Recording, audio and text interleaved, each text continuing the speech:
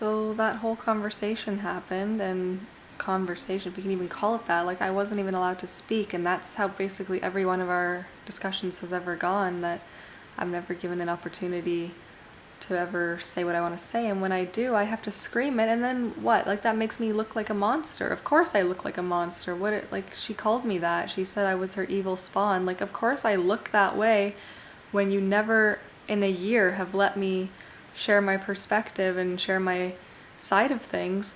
I get to the point where the only way to get it out is to yell over you, and then I just look like I look disturbed, and that's not who I am. Do I yell? Like I'm talking very quietly right now because this is who I am, you know? I don't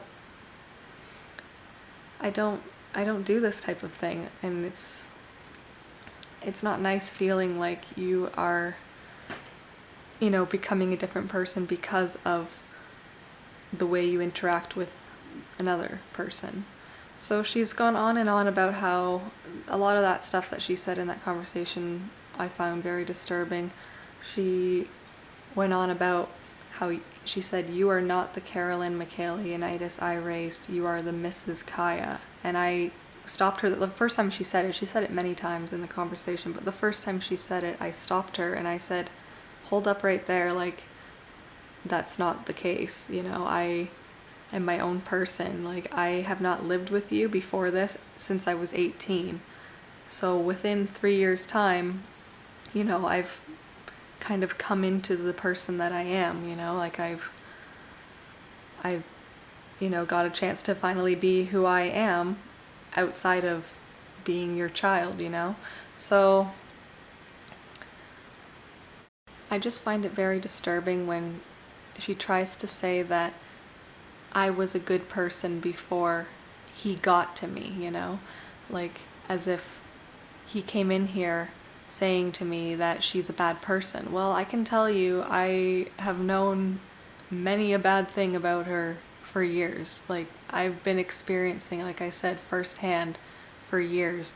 At the age of 15, I was exposed to it just on my own. Just me and her living in a basement apartment, and me trying to deal with it, like her. And when I say deal with it, I'm gonna get into that in a different video, but like, to say that somebody else has made me this way, I think you need to take responsibility. It's you that's made me this way.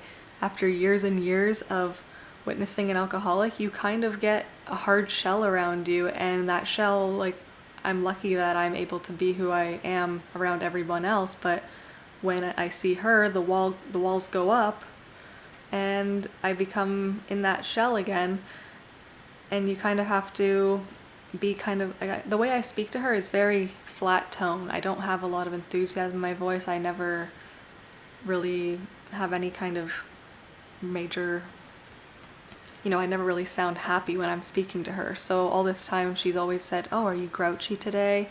And it's like, no, I'm not grouchy. It's just because you're speaking to me, and I'm, you know, I'm at the point where I'm kind of getting sick of it.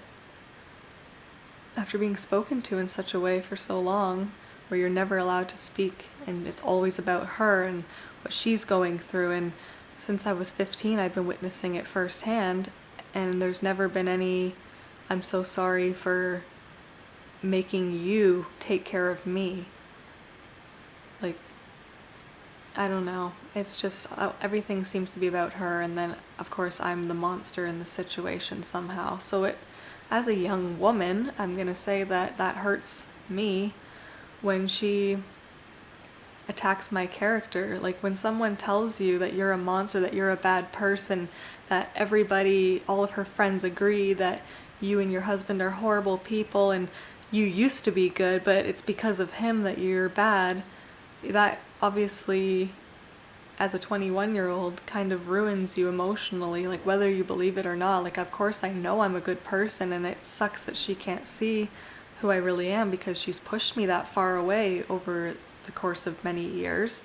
That it sucks that she's not able to see that, but I know who I am, and it hurts when someone tells you that you're not that person because that's what they witness. Like, and tell me this, what are the chances that she is the only person in this world that knows the true me, or that knows the true Gokhan, like my husband. Like that she's the only one that's seen how we really are. And somehow everyone else has never quite got the opportunity to see the true us. They only see the surface level. Or do you think there's a better chance that we are who we are around everybody else, and everybody likes us? They like me, they think I'm a great person, my family really likes him, they all think he's great, and maybe she's the one that is the only one who can't really see who we really are, because she has closed us out and made us appear as bad people. What are the chances? I don't know. Maybe she's got it. Maybe she's got the trick. Maybe she's the only one who knows the true me. All this time, friends, family, anyone watching, I'm actually a piece of shit. I'm actually a monster, and I'm actually spawned straight from the devil.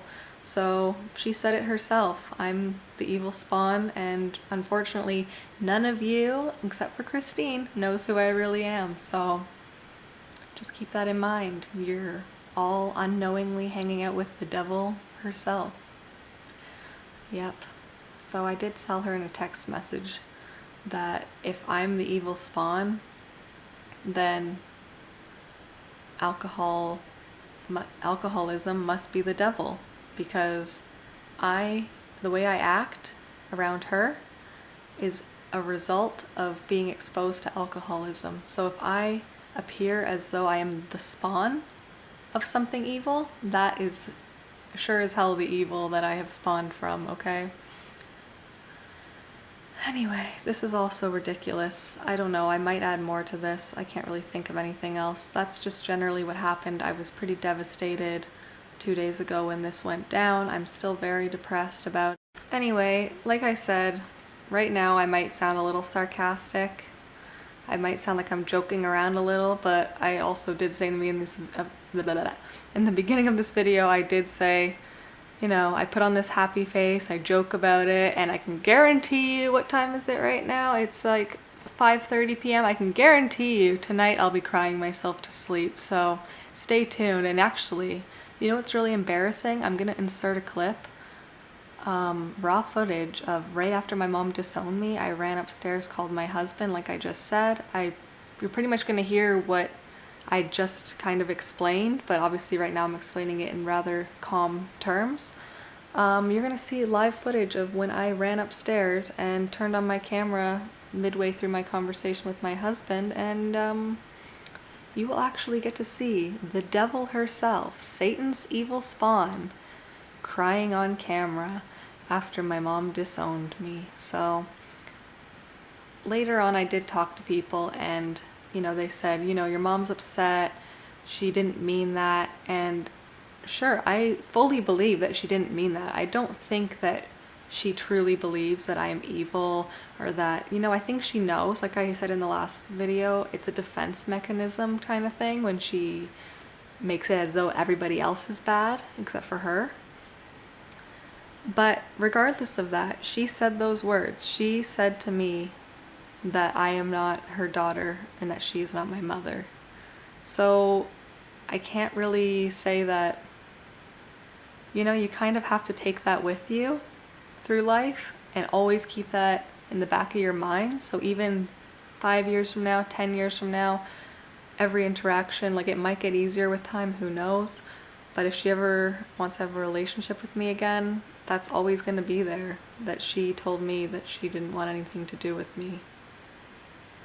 So gotta remember that. Anyway, have fun watching this really embarrassing clip of me crying, and no, it's not staged. That's really what I look like when I cry. It's fairly attractive. Did she say? She told me that I'm her evil spawn. Like, as if I am Satan that crawled out of her, and I've just realized that she probably never wanted me in the first place. Like, why else would she fucking stop giving a shit about me as soon as I was 15? Like, because she didn't quite want to take me all the way to 18. She was like, fuck it, she's old enough to make a sandwich, I'm done. It's 3 p.m. When did she get home? Like 12:30? She's been home for 2.5 hours and I'm in tears. Like, I've been so happy for 5 days and I can't even continue that happiness for fucking couple hours.